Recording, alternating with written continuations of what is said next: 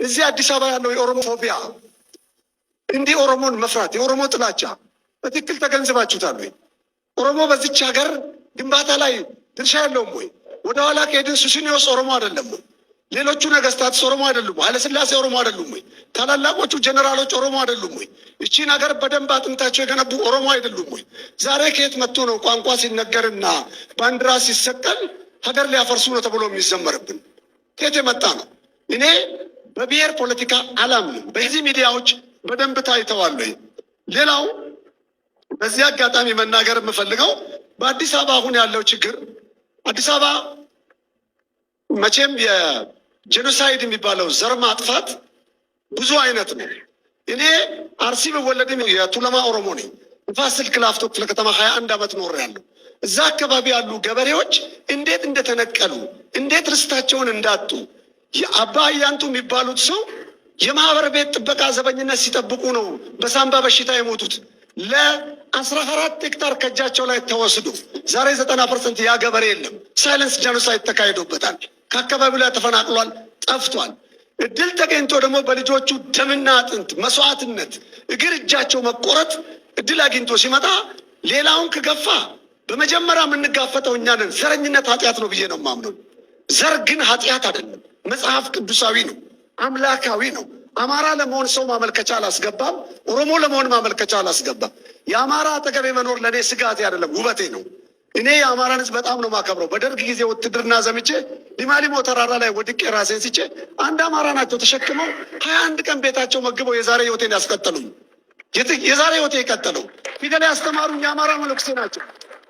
ነገር ግን በብሔር ስም የተደበቁ በኢትዮጵያዊነት ስም የተደበቁ በተለይ አደራ ላይ የሚፈልገው ከብሔር ጽንፍ ይልቅ አሁን ግራ እያጋባን ያለው የኢትዮጵያዊነቱ ጽንፍ ነው። በኢትዮጵያዊነት ጽንፍ ስር የተደበቁት ኢትዮጵያዊነት አንድ ብሔር፣ አንድ ሃይማኖት፣ አንድ ቋንቋ እንደሆነ ሊነግሩ የሚፈልጉት ኢትዮጵያዊነት ህብረ ብሔራዊነት 80 ምናምን ቋንቋና ባህልና ሃይማኖቶች የያዘ ብዬ ነው ማምነው። እነዚህ ነገሮች ላይ ምን ያህል ስራ ሰርተዋል? ሌላ ባንዲራ ምን አለ? የ11ዱም ክልል ባንዲራ ቢሰቀል ምን ችግር አለ? ሌላው መጠየቅ ፈልገው አዲስ አበባ ከሰማይ ነው እንደወረደው? አዲስ አበባ ሲሰፋ የኦሮሞ ገበሬ እየተነሳ ነው የሰፋው። መሬቱን ከሰጠም ለመሬቱ ጊዜ ኢትዮጵያዊነት ከሆነ ለዝማሬውና ለቋንቋው ጊዜ ለምንድን ነው ኢትዮጵያዊ መሆን ያቃተው? ምንድን ነው ችግሩ? መሬቱ ጊዜ ኢትዮጵያዊነት ነው። መሬትን አትንኩ ቢል ጽንፈኛ ዘረኛ ይባላል። ቋንቋዬን ልዘምር ሲል ጽንፈኛ ዘረኛ ይባላል። ይሄ ነገር ካልተስተካከለ ቅድም ታነሱት እንደነበሩ ሀገር ለማፍረስ ለሚፈልጉት ኃይሎች ትልቅ በር ይከፍትላቸዋል።